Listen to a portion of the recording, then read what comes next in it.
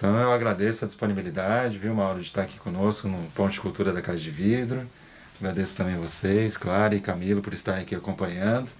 E então a gente está às beiras da eleição, agora em 2020, num cenário bastante atípico, que temos gosto de falar da pandemia e do pandemônio, problema de saúde coletiva, mas também um problema de articulação política que nos trouxe a essa grande crise, né? O Brasil como segundo país mais atingido pela Covid-19 e um show de horrores assim, de irresponsabilidade do governo Bolsonaro. Então, como que você tem sentido esse processo eleitoral atípico e a importância nesse momento da cidadania, da participação das pessoas nos processos decisórios? Então, como é que tem sido a vivência nas ruas e nas redes em relação a esse processo eleitoral, num contexto onde a democracia brasileira está bastante golpeada, avariada, ou seja, colapsando talvez. Então, como que você tem sentido na sua vivência esse processo? Bom, primeiro, é muito legal estar aqui nessa experiência, nessa ação concreta, né, que é o Centro Cultural Casa de Vidro. Vocês estão com um trabalho muito legal. Eu fico feliz, né, de ver a dimensão e a interface, eu diria assim, a reconstrução desses processos de luta a partir de diversas experiências, né, que vão se juntando, né? Para mim é muito, muito bom. E o momento que a gente vive exige, inclusive, acho que esse aprendizado que vocês estão exercitando, que é justamente juntar aqueles que defendem o planeta, defendem o meio ambiente, defendem as relações humanas, defendem a vida, né? Eu até tenho falado o seguinte, antes a gente usava muito um jargão, socialismo ou barbárie, eu estou dizendo pelo menos cidadania ou barbárie, né? Eu acho que esse aqui é o que expressa o momento que a gente vive, considerando que a tentativa, né, de explorar mais, cada vez mais, a vida no planeta, a vida nas suas diversas formas, né? E é claro que as relações econômicas, elas são as mais perversas contra os seres humanos, mas elas também degradam o planeta, de forma geral, nos impõe uma atitude firme, né? Num ambiente, como você disse, num ambiente de pandemia, de pandemônio e de muita liberdade de comunicação vigiada e liberdade reduzida pelo alcance que as redes sociais nos dão. Quer dizer, nós usamos as redes sociais, mas sabemos que elas são talvez o maior instrumento desse momento, a maior novidade, né, de controle, né, das informações, do comportamento e da geração do ódio, né, que leva a essa regressão social humana, até mesmo as pessoas não quererem vacinar, né? Vou levantar a campanha, é o seguinte: se não quer vacina, pode estar crachá. Crachá, não sou vacinado, não chegue perto de mim, cuidado, estou com vírus A, B, C, mantenha a distância, que acho que tem que ser honesto e fazer isso.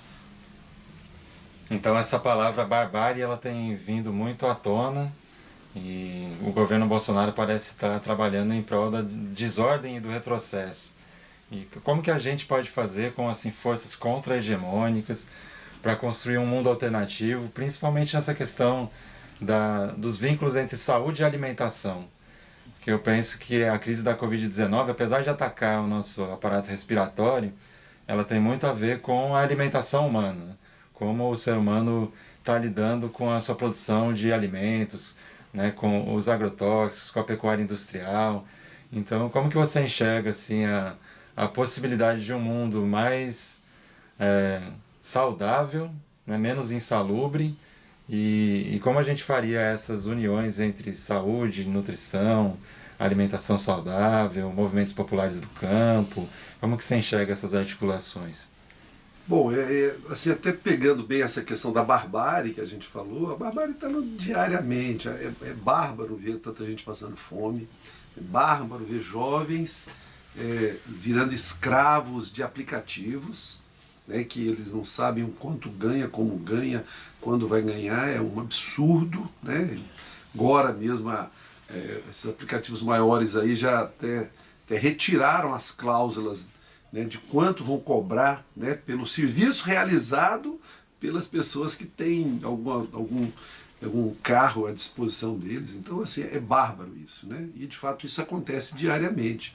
E, ao mesmo tempo, a gente vê isso que é colocado, a necessidade de compreender, né, o macro. As pessoas foram condicionadas a pensar pequeno, diminuto, reduzido e apenas ganhado aí por fake news, por notícias manipuladas individualmente, mas elas começam a ter necessidade de entender, por exemplo, né, que nós estamos aí num processo de destruição ambiental, a produção de alimentos em larga escala, da monocultura, né, que destrói, que cria esse horror que é uma lavoura de monocultura. É uma coisa mais feia do mundo, né?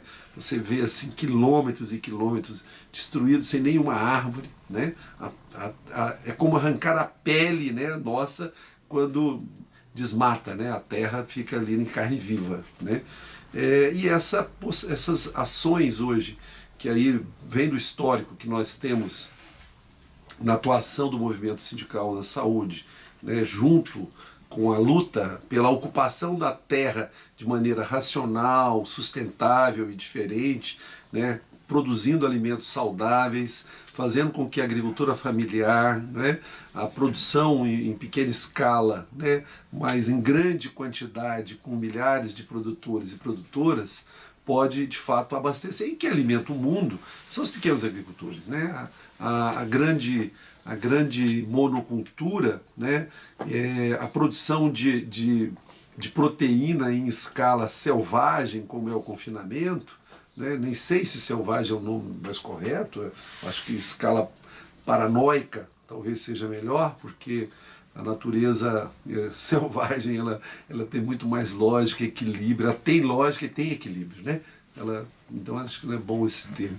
Porém, eu vejo também com muita reação, muitas pessoas que têm feito aí um movimento, né, por achar que o mundo tem solução simples e fácil, que achar que uma arma é uma Bíblia na mão e um pastor ou um padre, um líder espiritual picareta resolve o problema, né? No caso nosso aqui mesmo, né, João de Deus, Padre Robson, né, Flor de Lis e tantos outros aí que exploram essa relação atrasada, essa relação, né, assim, que nós nem temos noção. Acho que nós temos material para roteiros de filmes de terror por umas décadas e décadas adiante, com esse período aí de 2 anos das eleições para cá, né, do golpe de 2013 para cá, onde afastamento da Dilma, impedimento do Lula, e não é que Lula seja santo, ninguém é santo,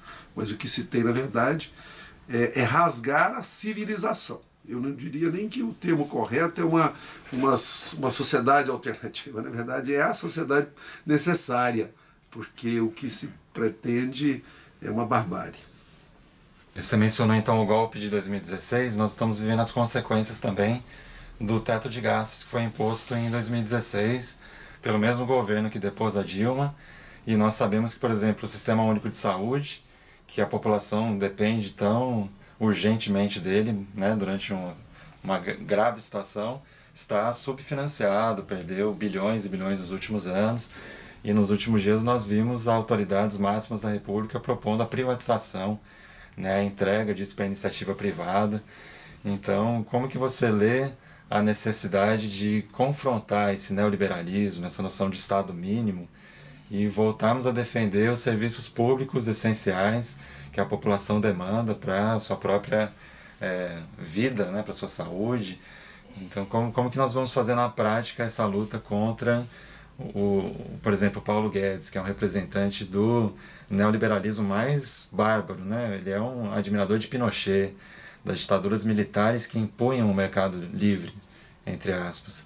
Então, como é que vai dar essa luta se nós temos agora a Constituição de 88 desfigurada pela PEC de teto de gastos, e nós temos no topo do Poder Executivo Federal essas figuras que propõem um Estado mínimo, ou seja, austeridade para os 99% e mamatas para o 1%. Então, às vezes, quais são as estratégias práticas que nós temos para confrontar isso? Se nós acreditamos em serviços públicos bem financiados, num SUS fortalecido, na educação e na cultura também fomentados pelo Estado. Então, na prática, como fazer diante dessa barbaridade? E eu acho até que a gente pode até trazer aqui para Goiás, né? Porque o Ronaldo Caiado e o Iris Rezende também são representantes dessa ideia, dessa elite rural brasileira que vem aí desde 1500 até hoje no poder. E também tem muita importância, né? No postinho, no hospital estadual. Acho que você coloca bem assim, que a realidade vai mostrando e desmascarando os objetivos que eles sempre tentaram esconder. Né? Quando fomentaram de maneira dirigida, né, uma natural revolta do povo por melhores serviços, por transporte público, por poder, direito de ir e vir, como foram as manifestações de 2013, né, manipularam, rasgaram o processo eleitoral, afastaram uma presidenta legitimamente eleita, né, e também impediram um cidadão de gravar uma mensagem que fosse. Né? Então tudo isso é porque o roubo era muito grande. Para roubar, por exemplo, os direitos dos trabalhadores e trabalhadoras. Nós gastamos mais de 100 anos para poder estabelecer que o limite máximo de jornada de trabalho é 8 horas. Estamos brigando para baixar para 6 horas, né? Para a gente ter inclusive a redução, ter mais pessoas trabalhando com menor quantidade de horas para ter menos desempregado. Então isso é uma estratégia, inclusive, de incluir no mercado. Nós gastamos também esses 100 anos para poder proteger o trabalho insalubre, o trabalho desgastante, o trabalho perigoso, para inclusive gestantes. Nós gastamos esse tempo também para construir minimamente uns processos de preservação da vida após a pessoa cumprir 35 anos de trabalho, que é a aposentadoria. Isso foi roubado, né? Isso foi roubado. Agora está inclusive em curso todo um ataque também para destruir o sistema público, os serviços públicos do modo geral, particularmente a saúde, a educação, a assistência social, que é muito frágil ainda, que não avançou tanto quanto a educação e saúde. Então tudo isso vai confrontando com a realidade. O que a gente tem visto é a reação da própria população, que começa a perceber que é enganada, né? E vejamos aí um processo mais claro, que é o Sistema Único de Saúde, subfinanciado, com recursos pequenos, né? Pouco dinheiro, né? Conseguiu evitar, né? Tem conseguido evitar que nós estivéssemos aí com 2, 3 vezes mais mortes, né? E mortes, inclusive, estimuladas, né? Por esse projeto da necropolítica, né? Da política da morte, que Guedes, Bolsonaro e boa parte da grande mídia, essa grande mídia que não nos engana, né? Eles procuram aí criar, talvez botar alguém menos tosco e menos ignorante para eles terem uma vida mais longa na gestão do neoliberalismo no Brasil, mas não nos enganam. Nós sabemos que esse sistema eles protegem vida. E a população tem visto isso.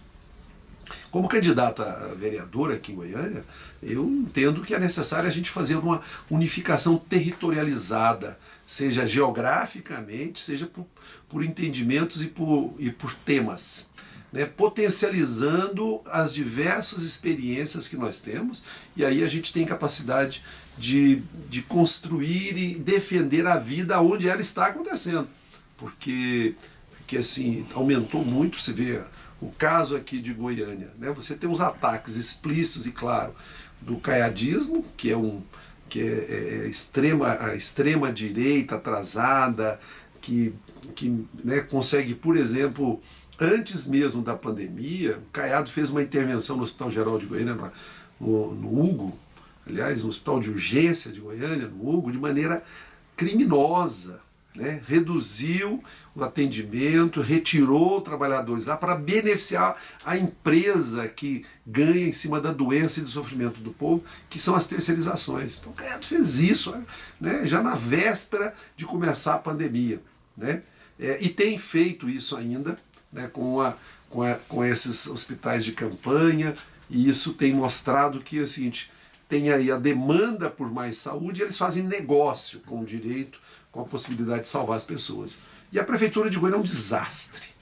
É um desastre essa administração. É absurdo como é que uma prefeitura consegue ser tão ruim, criminosa contra a população, fechar serviços.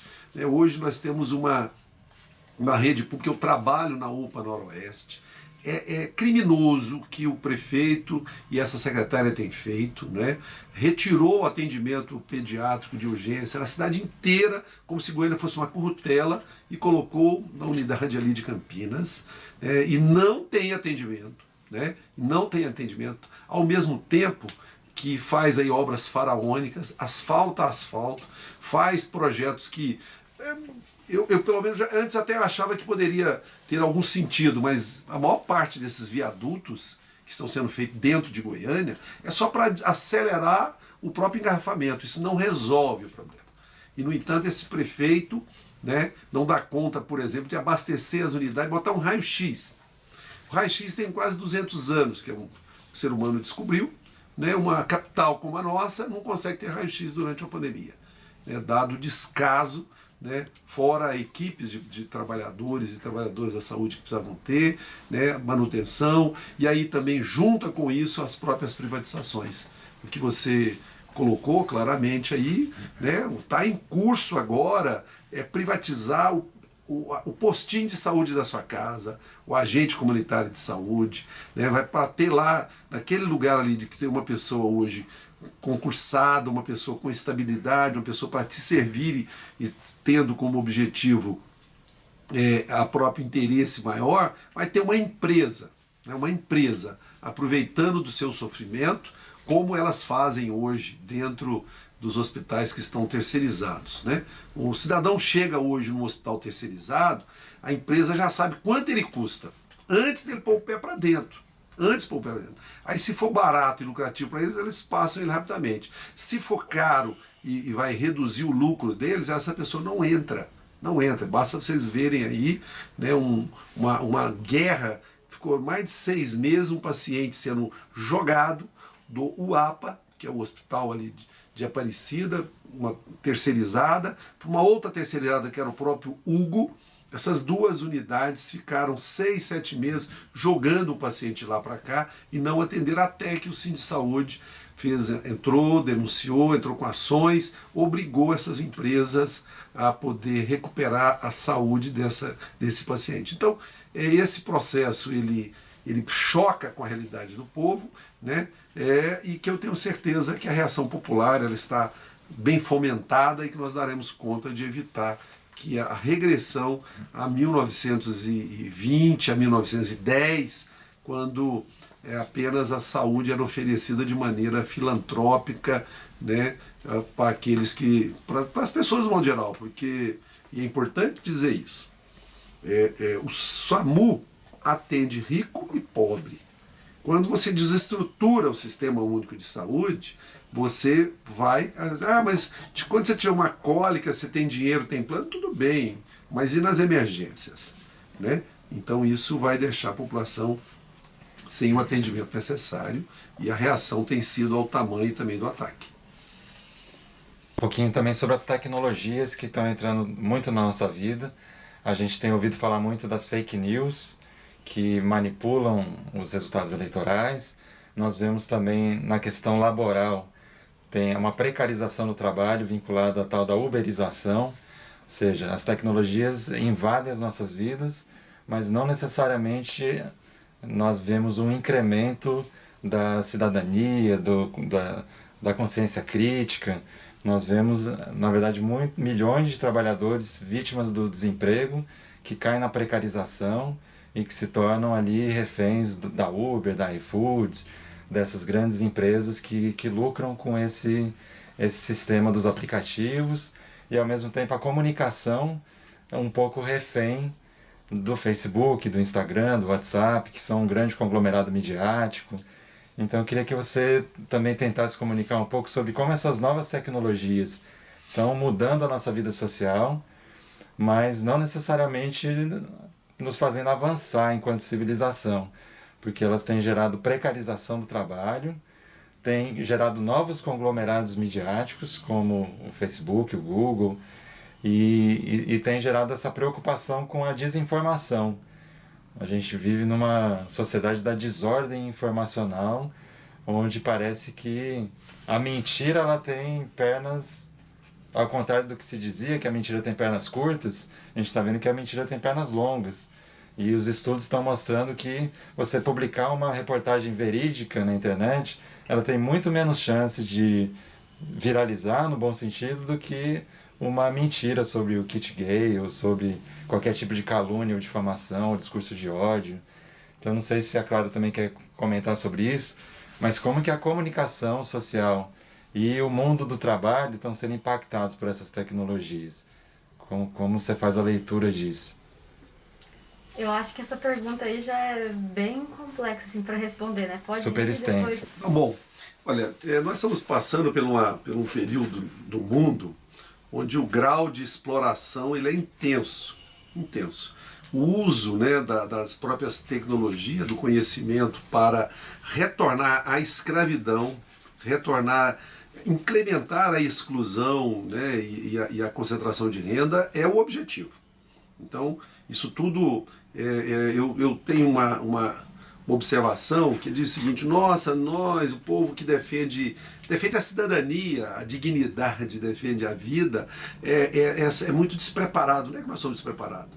Nós fomos atacados pelo desenvolvimento de uma tecnologia que apropriou todas as possibilidades, faz um avanço que deveria ser a libertação do trabalho, né?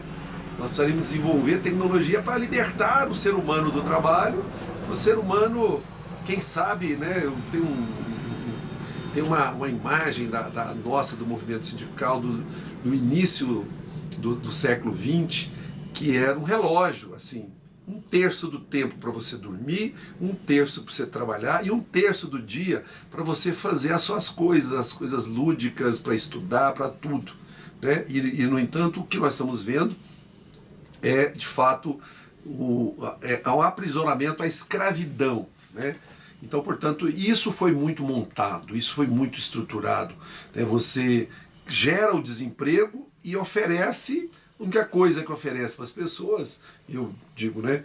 Eu tenho uma carreira, tenho uma profissão definida, tenho emprego definido, mas se ficar desempregado, você vai pegar o que tem no mercado. Então, hoje, essa tecnologia, no meu entendimento, nós devemos pensar globalmente como é que a gente intervém nesses grandes oligopólios, nessas grandes estruturas que não podem, está mostrado, elas não podem ser privadas. Elas têm que ser de controle da humanidade, dado o que já foi construído, e aí nós sabemos a manipulação, né, que é feita, onde os próprios filtros impedem de notícias que são notícias civilizatórias, notícias reais, verdadeiras, né, propaguem. E, no entanto, há o interesse. Por exemplo, o interesse, né, desses grandes conglomerados, né, que juntou aí uma parte desse ataque que o Brasil teve, né? E acho que todo momento está assim também, mas principalmente naquela fase de 2013, né, para descaracterizar. Por exemplo, eu acho que é um caso, pegar o caso da Petrobras. Pegar o caso da Petrobras, um caso concreto, né? Uma empresa com uma riqueza fantástica que o país nosso descobriu pela uma decisão política do Lula, uma decisão política de investir em pesquisa, recuperar a empresa, colocar profissionais, né? Descobriu uma das maiores jazidas, uma reserva de petróleo do mundo, que permite, que aí eu falo que permite porque esse petróleo está aí, nós podemos retomar o que está sendo entregue, né? Que permite que o país nosso desenvolva, né? E, no entanto, a grande mídia, né, esses veículos de comunicação, esse espaço virtual criado aí nessas grandes conglomerados de comunicação, eles que têm um interesse de quê? Né, de expropriar tudo da humanidade. Eles fizeram, né, como se a Petrobras estivesse quebrada e que é preciso vender, né, e os donos dessa riqueza nem têm dimensão. Né? Bom, então eu acho que esse é o ambiente. Esse ambiente tem que ser combatido. Tem que ser combatido. Ele tem que ser combatido de forma vigorosa. Né? E aí nós precisamos intensificar a nossa comunicação. O movimento social, o movimento sindical ainda é muito ingênuo nessas coisas, muito ingênuo, né, muito ingênuo. Não tem noção da dimensão que tem da necessidade da comunicação. É necessário, como eu disse anteriormente ali, fazer um trabalho territorial, de corpo a corpo. Nós precisamos, eu tenho defendido, inclusive, nos espaços que atuo, que o caso, né, do Sindicato Nosso da Saúde tem uma relação direta com a população, a sofrer e sorrir com essa população diariamente, né, para que ela consiga compreender o que está acontecendo. E com isso também, né, intensificar as nossas comunicações, fortalecer rádios comunitárias, né, fortalecer os rádios na web, TV, né, desafiarmos, né, de mostrar uma outra comunicação, né, retomar, por exemplo, os eixos. Né, nós podemos retomar um jornal, não tem um jornal no eixo Anhanguera, aqui em Goiânia. Nós estamos falando de 200, 300 mil pessoas que passam ali. Ou seja, reconectar e levar a semente da esperança. Porque o grande lance que está colocado, né, eles colocam como se a sociedade não tivesse mais outro caminho. É só a barbárie, é só a morte, né, as pessoas se armando, e é isso. E a esperança tem que ser a grande mensagem. Né?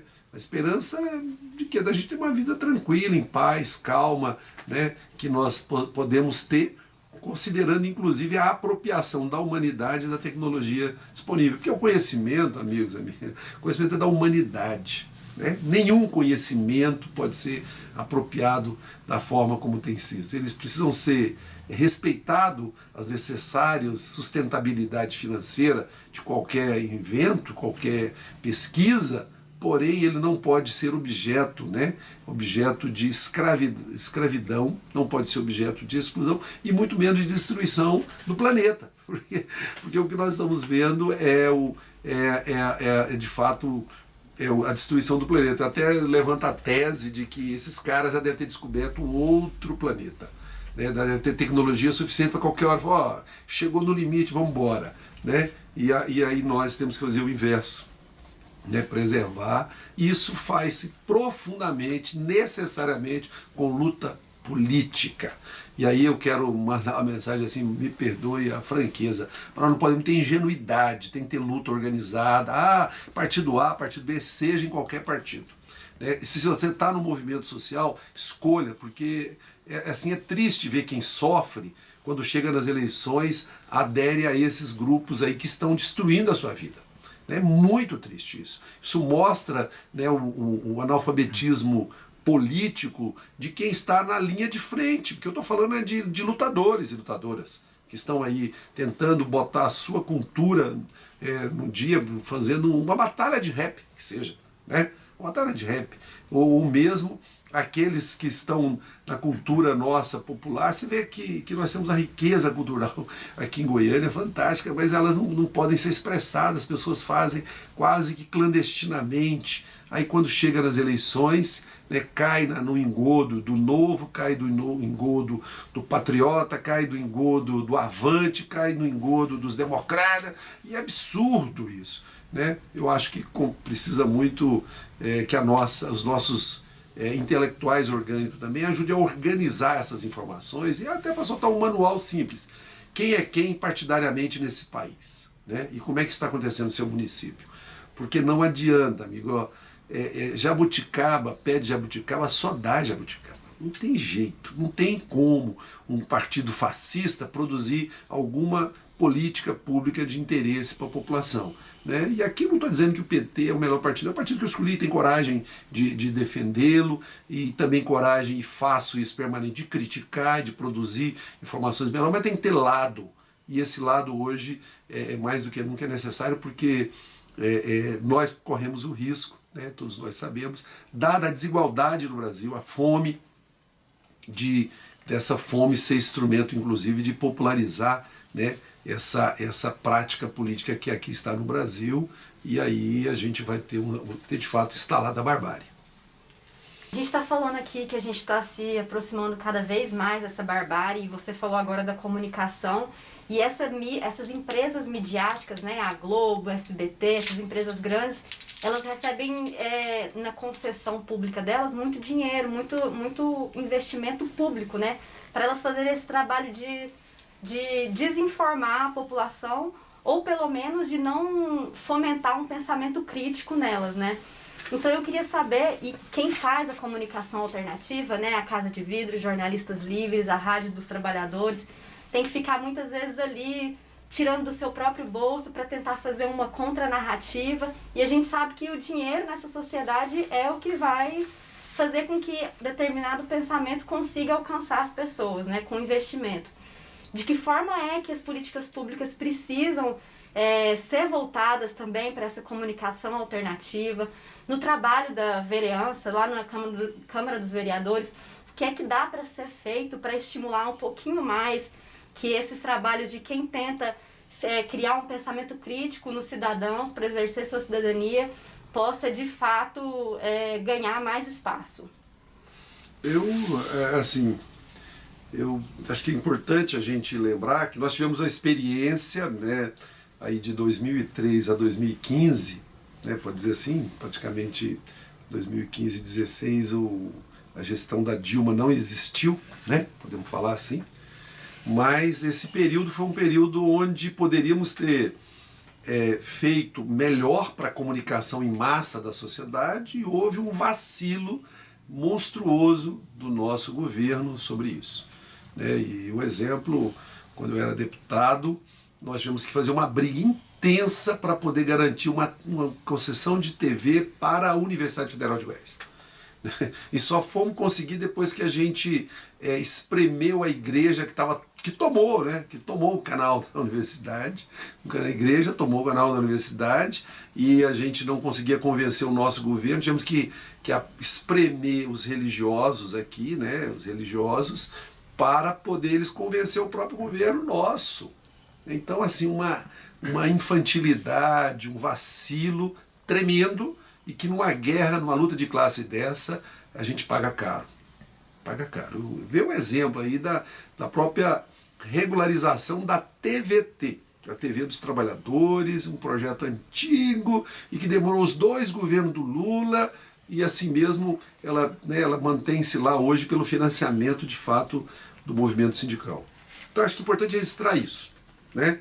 E aí qualquer espaço de poder, qualquer espaço de poder, seja síndico, seja presidente da associação de morador, ou vereador, ou prefeito, ou qualquer outro lugar, tem que entender que essa grande mídia, elas são nossos maiores inimigos. Eles são assim a ponta de lança, né, desse projeto genocida que hoje nós temos.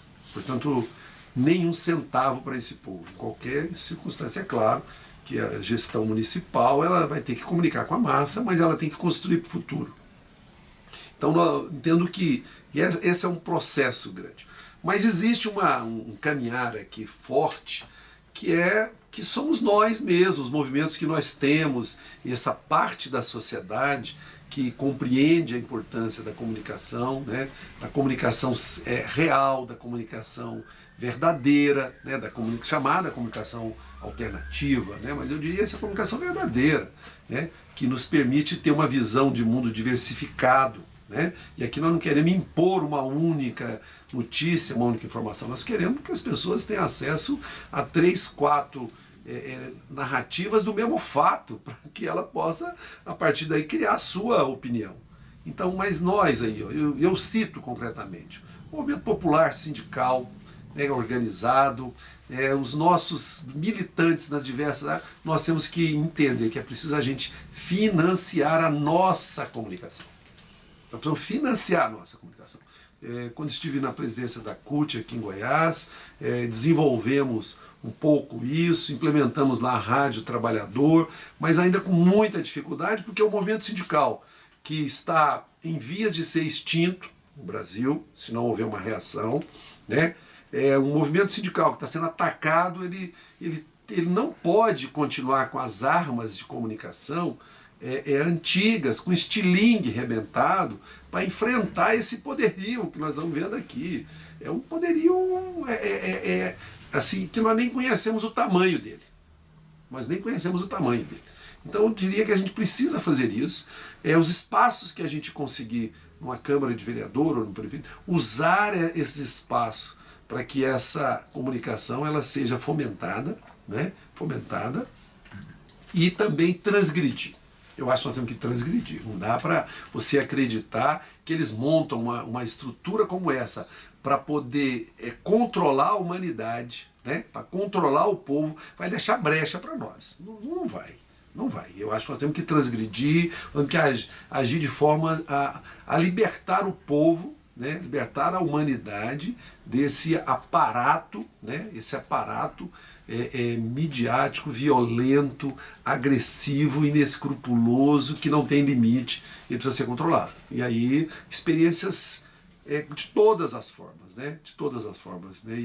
Eu acho que, inclusive, nós precisamos pegar os nossos militantes, fazer os cursos que aqui tem de inteligência artificial aqui na universidade. Nós temos que entrar nessa guerra, nessa frente aqui. Essa frente hoje ela veio, né, para poder libertar, né? Então eu acho que esse comportamento é fundamental, né? E acredito muito que a população, o ser humano, ele tem esperança de viver melhor.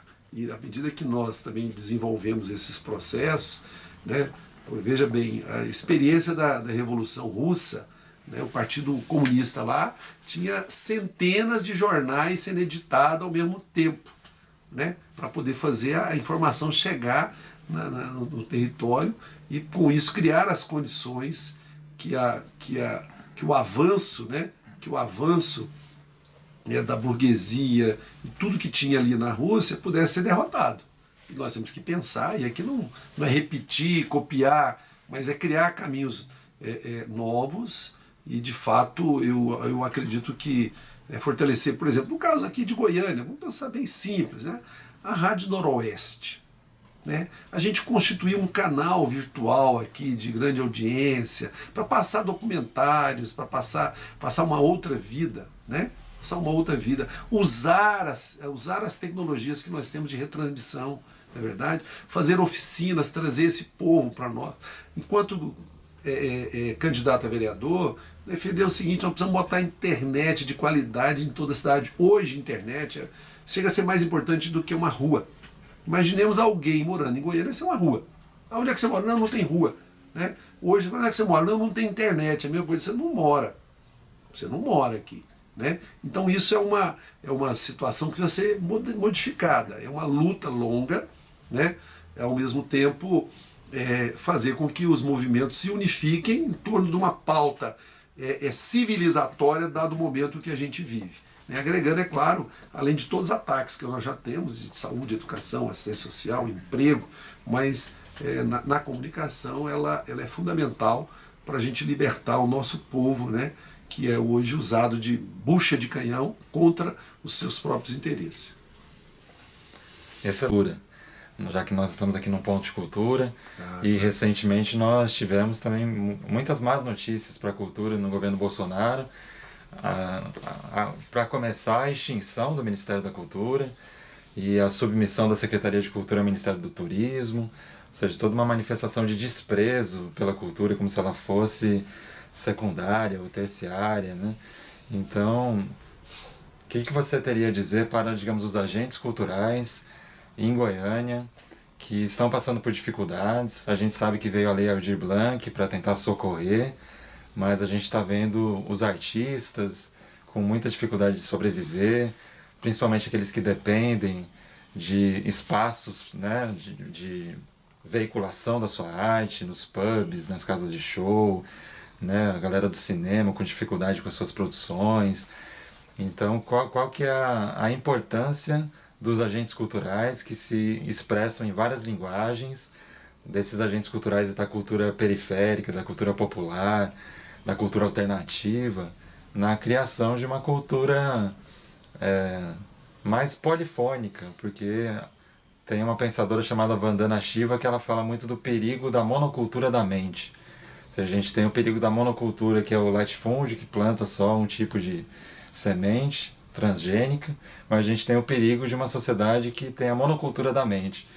Então é todo mundo formatado pela grande mídia, formatado pelo obscurantismo religioso, formatado pelos partidos neofascistas.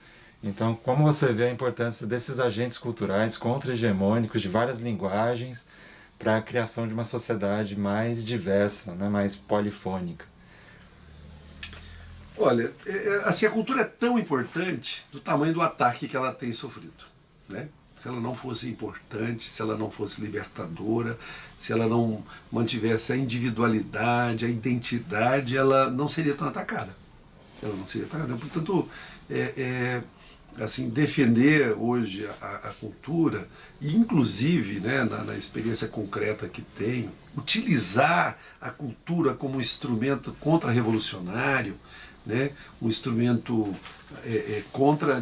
não contra-revolucionário, mas contra-fascista, né, contra o neoliberalismo, contra a regressão humana, é hoje uma das maiores armas que nós temos. Uma das maiores armas. Né? Hoje, veja bem, podem tentar fazer o que quiser, escravizam, bota Uber, põe tudo, mas aquele menino do Uber que está ali escravizado, ele volta lá para uma roda de capoeira, ele vai no rap, ele supera, aliás, ele se explora, às vezes a semana inteira, para tirar 5, 6 horas para a sua identidade cultural. Né? Então isso mostra a força da cultura. E eu acredito muito que aqui em Goiânia, né, nós aqui juntarmos, né, a cultura com a luta social, com a luta sindical, com a ocupação dos territórios, dos espaços públicos, das nossas praças, né, junto com esporte, lazer, eu acho que nós podemos fazer um trabalho muito forte. E, no meu entendimento, como pretendo estar na Câmara Municipal, tem aí uma vontade de editar, né, uma experiência que nós já tivemos no Parlamento goiano. À época, a deputada Denise Carvalho, né, do PCdoB, nos anos 90, né, construiu um processo de discussão e debate e monitoramento das políticas culturais, né, lá na Assembleia, que foi o embrião, inclusive, dali nasceu o próprio FICA. Né?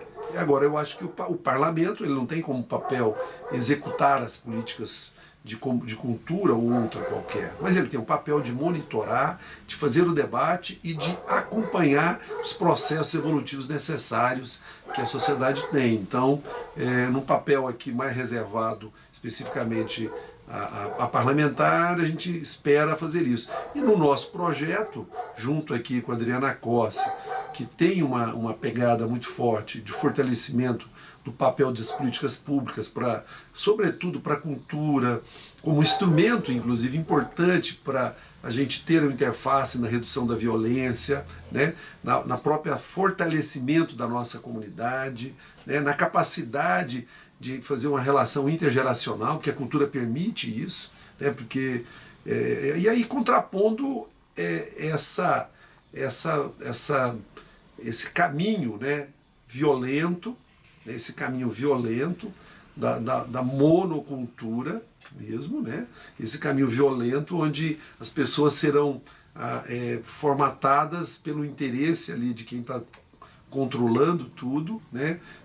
E aí a gente deixar de ter uma mata, um cerrado bonito, diverso, com tantas árvores e animais diferentes, né, para ter aquela coisa feia, né, do mesmo jeito que a monocultura destruída ali, sem vida, a não ser a vida transgênica, né, controlada, né, que é mantida com muito veneno, né, e que destrói a nossa nossa terra, né? Impede inclusive o ciclo de funcionamento do globo terrestre, porque impõe ali as novas formas da água circular na Terra. Isso é um crime contra a humanidade. E da mesma maneira, eu acredito que a cultura precisa ser colocada. E tem, claro, uma coisa que está muito próxima, que é juntar os lutadores. Nós temos muita gente fazendo lutas na periferia, muita gente fazendo luta pela periferia, os movimentos sindicais, por exemplo, que querem levar escola, levar posto de saúde, levar assistência social, levar emprego, levar transporte, juntar esse povo todo, né, em experiências concretas, né, e fazer com que a cultura seja esse instrumento que nos possibilite aí construir essa ação, né, que vai impedindo a barbárie aqui em Goiânia, né, e no Brasil. Bom, gente, então assim, viver é lutar, né? E essa luta ela é cotidiana em todos os lugares, é sempre isso aqui que a gente conversou. E nesse momento aqui, daqui a 10, 12 dias, nós temos uma luta, uma batalha, que são as eleições municipais. Né? Eleger vereadoras, vereadores, prefeitas e prefeitos. Fundamental que sejam alinhados a um pensamento que reproduza a vida, que preserve a diversidade, que garanta, de fato, a existência humana. A existência humana. Por isso, entre na eleição, consiga voto, defenda esta pauta, saiba separar, né? Saiba separar o que está em disputa hoje, né? Essa barbárie feita aí que tudo não pode mais, nada pode, tudo é proibido.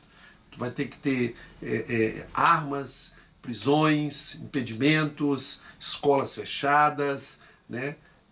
Isso tem que ser contraposto pelo projeto que a gente tem defendido. Eu quero te convidar para vir para essas eleições. Adriana Corsi, a nossa companheira, candidata a prefeita de Goiânia, e eu como candidato a vereador, né, e uma chapa muito interessante, bonita, que nós temos do PT. Vamos juntos.